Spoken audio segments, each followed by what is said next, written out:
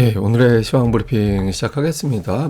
은을 비롯해서 이제 귀금속 가격이 급락하면서 투자자들의 경계감을 좀 자극하는 그런 상황이 됐고, 또 이제 올해 지수가 많이 올랐잖아요. 그러니까 수익을 확정하려고 하는 그런 매도 물량이 나오면서 초반부터 좀 부담을 주는 그런 모습이었습니다. 다만 이제 글로벌 반도체주가 강세를 보이다 보니까 우리나라 시가총액 1, 2위 종목이 플러스를 계속 낼 수 있는 상황이었고, 이게 이제 지수를 지탱해주는 그런 역할을 했고요. 외국인들은 오늘 팔았습니다. IT 서비스, 이게 이제 인터넷 포털 업체들 이야기하는 건데, IT 서비스, 엔터 관련된 종목군들, 건설 이런 거 일부 매수하긴 했지만, 오늘은 이제 전반적으로는 매도한 업종이 일방적으로 많은, 그러다 보니까 하락 종목 수가 상당히 많은 이제 그런 모습을 보였고요. 내년 실적 기대가 되는 업종들, 대표적인 게 반도체, 인터넷주, 엔터주 이런 종목들인데, 그러니까 이런 종목들이 좀 선별적으로 올라가고 전체적으로는 매도 물량이 더 많았던 이제 그런 날이었던 것 같습니다. 근데 오늘 아시아 증시는 그렇게 나쁘진 않았어요. 좋은 것도 아니지만 그렇게 나쁘진 않았거든요. 그러니까 막판에 대단한 일이 벌어지는 건 아니기 때문에 좀 조심스럽게 움직이는 그런 특성이 있죠. 우리나라도 딱히 이렇게 확 빠진 건 아니잖아요. 전체적으로 좀 차분한 그런 모습이었고, 근데 코스피 같은 경우는 이제 박스권 상단이었잖아요. 4,200 3,900 이게 이제 박스권으로 갇혀 있는 그런 상태인데, 간밤에 미증시 상황에서 지수를 강력하게 끌어올릴 만한 새로운 뉴스가 나온 것은 없다 보니까, 그러니까 이거를 이제 돌파할 정도의 상황은 아닌 것 같다, 이렇게 본 게 하나가 있었고, 또 하나는 이제 코스피 지수가 이틀 동안 110포인트가 올랐잖아요. 보통 이제 100단위 정도 비슷하게 올라가면은 시장이 사이에 쉬는 그런 모습이 있거든요. 그러니까 이때 보면 이제 3일 동안 100포인트 이상 올라가니까 한번 쉬었고, 또 이때도 이틀 동안 어제 그제 110포인트 정도 올라온 상태다 보니까, 이틀 동안 그 정도 올라오다 보니까 여기서 더 밀고 올라가려면 강력한 뭔가가 좀 나와야 된다, 이렇게 생각을 한 것 같아요. 그래서 추가적인 이슈 없이 박스권 상단 돌파는 좀 무리, 이렇게 이제 본 걸로 이제 보면 될 것 같습니다. 코스닥은 역시 장기 박스권 930, 950 이 박스권을 돌파를 못했는데, 근데 아쉬운 건 원래 마지막 날 코스닥이 오르거든요. 그러니까 20년 동안에 코스닥 지수가 마지막 날 하락한 건 2022년 한 번밖에 없었어요. 예, 그러니까 확률적으로 보면 95% 올라가야 맞는 날이었거든요. 근데 2차 전지가 워낙 크게 초반부터 빠졌고, 또 올해 이제 지수 상승폭이 제법 되다 보니까 이제 막판에 이제 밀어내는 그런 모습이 나왔는데, 사실 아쉽죠. 제가 보기에는 2차 전지만 아니었으면 오늘 코스닥 지수가 오늘 플러스로 끝났을 것 같아요. 근데 이제 그동안의 어떤 징크스라든가 이런 거를 깰 정도로 2차 전지에 대한 어떤 실망감이라든가 이런 것들, 그 다음에 이제 잠시 소개해 드리겠지만 원자재 가격이라든가 이런 것들에 대한 경계감이 이제 겹치면서 좀 95%의 확률보다 5%의 확률, 그러니까 이쪽으로 시장이 더 반응을 했던 그런 하루였던 것 같습니다. 우선 은가격을 투자자들은 신경을 좀 쓴 것 같아요. 예, 아침에도 설명드렸는데, 이게 그 증거금, 시카고 상품거래소에서 증거금을 많이 올렸습니다. 그러니까 기존에 이 선물 거래 하려면 한 2만 달러를 보증금을 내고 해야 됐는데, 이걸 2만 5천 달러로 높였거든요. 그러면 5천 달러까지 거 더 내고 하지 이러면 그만인데, 투자자들이 과거 기억에 이거 증거금 높이고 나서 은 가격이 폭락한 적이 2번 있었다. 그러니까 이번도 결국에는 은 가격을 잡기 위해서 이렇게 높이는 정책이 시작된 거 아니냐, 이런 생각. 그 다음에 가격이 너무 오르면 이걸 사가지고 써서 이제 그 소재로 써야 되는 산업들이 있는데 이거 못 쓰게 될지도 모른다. 그럼 수요 자체가 감소할지도 모른다, 이런 것들이 있었고, 또 일부 증권사의 마진콜 설, 이게 마진콜이라는 건 뭐냐면, 그러니까 돈 빌려가지고 이제 투자하다가, 예를 들어서 이제 제가 여러분들한테 10,000원을 빌려요. 대신 담보를 줍니다. 근데 만약에 주식을 제가 살 건데 10,000원만 빌려주세요라고 하면 여러분들 얼마 빌려주겠어요? 다음날 하한가 되면 내가 빌려준 돈이 휴지가 되잖아요. 원금을 못 받게 되죠, 휴지라기보다는. 그러니까 아마 7,000원만 빌려줄 거예요. 10,000원의 담보를 잡으면. 왜냐면 다음날 10,000원짜리가 하한가 가서 7,000원 되면 안 되니까. 그래서 근데 그 7,000원까지 위협하게 되면 강제적으로 청산을 해버립니다. 이거 원금 훼손되네? 그러면 강제로 정리해서 내가 원금 회수해야지, 빌려준 돈 회수해야지. 그걸 마진콜이라고 그래요. 근데 이게 이제 선물 거래다 보니까 이제 마진콜 그 위치가 좀 높을 수 있거든요. 그러니까 어제 이렇게 급락을 하면서 몇몇 증권사들이 마진콜 당했다더라, 그 위기에 있다더라, 이런 설이 돌아서, 그러면 저걸 메꿔야 되니까 주식을 팔아서 메꿀지도 모르겠다. 그러면 당분간 주식시장이 비트코인 하락할 때까지 좀 흔들리는 거 아닌가? 그러니까 이런 걱정을 좀 한 걸로. 추정이 됩니다. 그래서 이제 금융시장이 향후에 좀 불안해질 것 같아요. 일부에서는 이게 이제 금융시장 전체의 트리거가 될지도 몰라 이런 주장도 일부에서는 있었거든요. 그래서 막 이걸 되게 심각하게 보는 사람들도 있었어요. 근데 제가 보기엔 뭐 그 정도는 아닌데 어쨌든 이런 것들이 겹치면서 좀 투자자들이 적극적으로 매수하기에는 좀 부담이 됐다. 이렇게 보면 되겠고. 근데 반면에 이제 좀 지탱이 된 거는 지수가 심하게 안 빠진 건 미국에서 마이크론 테크놀로지 주가가 그 12월 18일에 그러니까 7거래일 정도 볼 때 248달러였는데 지금 294달러 거의 300달러까지 올라오는 그런 모습이 있었거든요. 그러니까 미국 세계 3위 반도체 메모리 기업이 저렇게 주가가 올라오는데 1, 2위 업체가 안 올라가는 게 말이 되냐.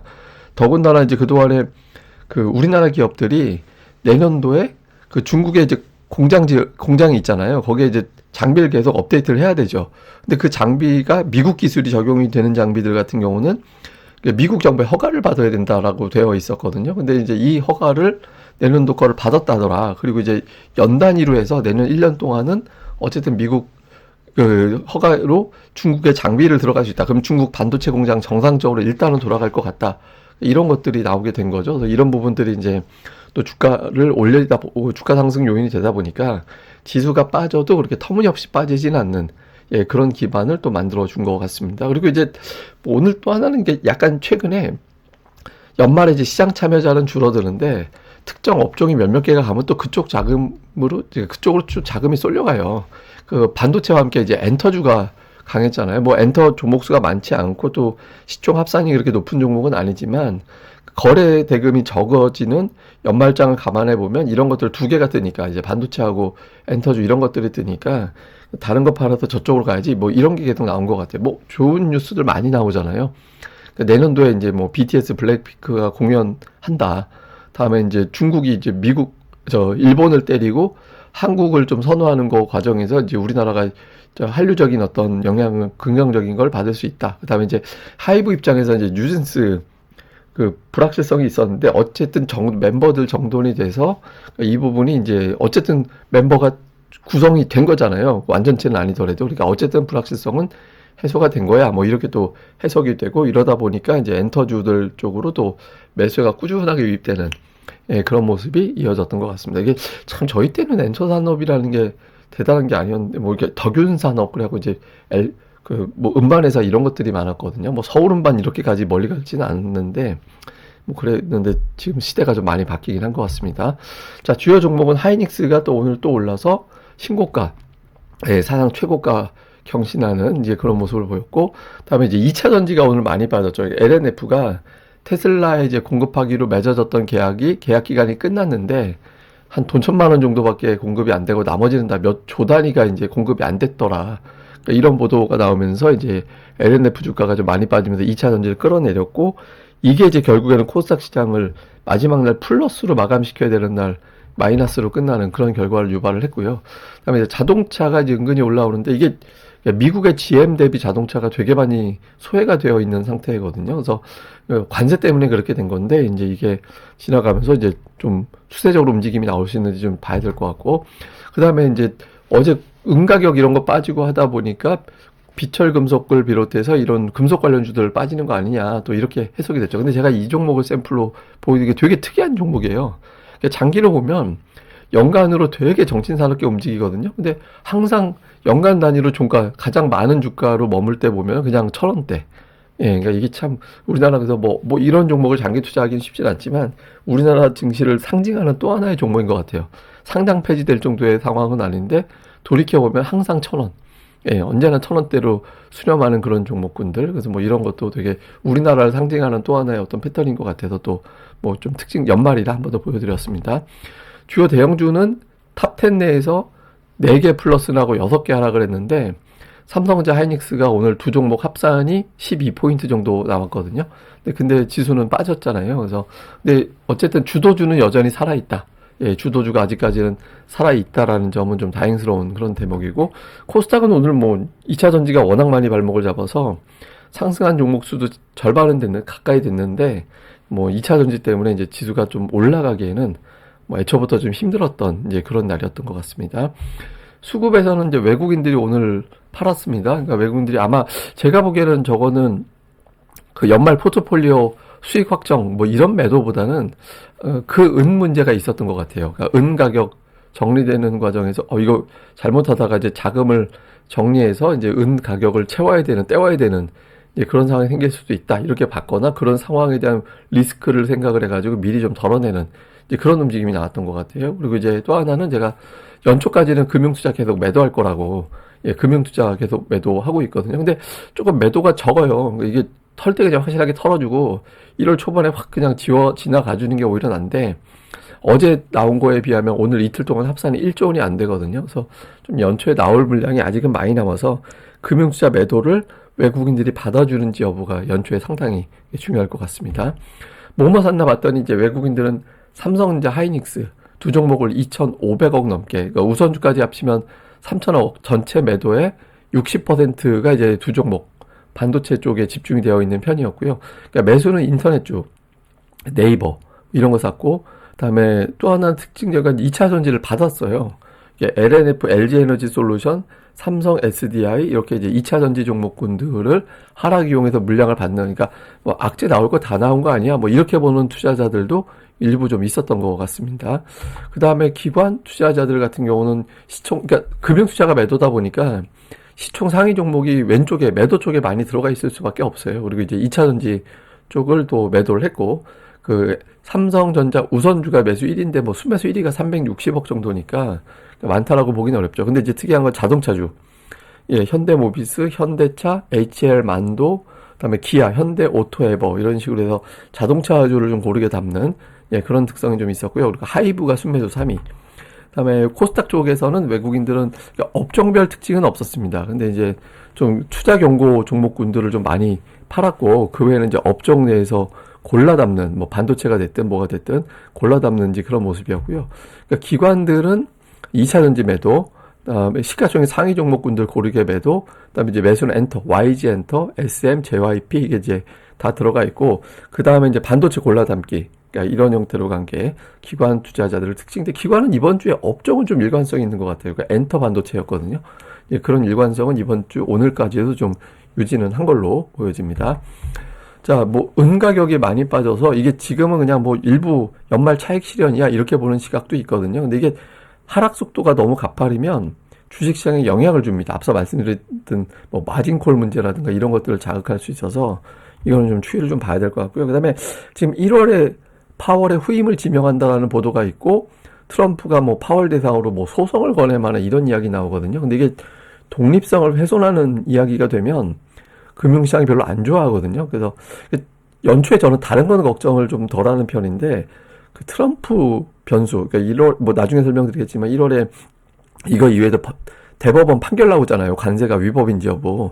뭐 그럴 때 또 이제 결과 보면서 또 트럼프가 이상한 거 할까? 이제 그런 거에 대한 불확실성은 조금 의식을 하고 있긴 하거든요. 근데 어쨌든 파월 관련된 내용이 좀 변수가 되는지 봐야 될 것 같고요. 그 다음에 연말에 사실 코스닥 잘 안 빠지는데 이례적으로 이제 매도 물량이 나오긴 했거든요. 근데 이게 이제 뭐 미국도 사실 오늘 잘 안 빠지는 날인데 빠졌잖아요. 그래서 이게 그냥 일시적인 어떤 매도, 최근에 좀 올라왔으니까 매물 뭐 이 정도로 이제 해석이 되는지 아니면 좀 새롭게 변화가 되는지, 요거는 오늘 미국에서 이제 은 가격이나 나스닥 시장이 어떻게 반응하는지를 보면 될 것 같습니다. 그러니까 뭐 어떤 우리가 좀 조용하게 뭔가 추세가 좀 뒤집어지나 이런 걱정을 할 수도 있는 거잖아요. 그러니까 뭐 별일 없이 지나가면 그냥 차익 물량 연속 올랐으니까 그런 정도로 지나갈 수 있어서 미증시 보면서 우리가 이제 가늠하면 될 것 같고요. 그 다음에 향후에 우리가 주목해야 되는 거, 이제 내년은 내년이고 2027년 반도체 실적 전망이 어떻게 되느냐. 그러니까 저게 추가적으로 2027년이 상향 조정되지 않으면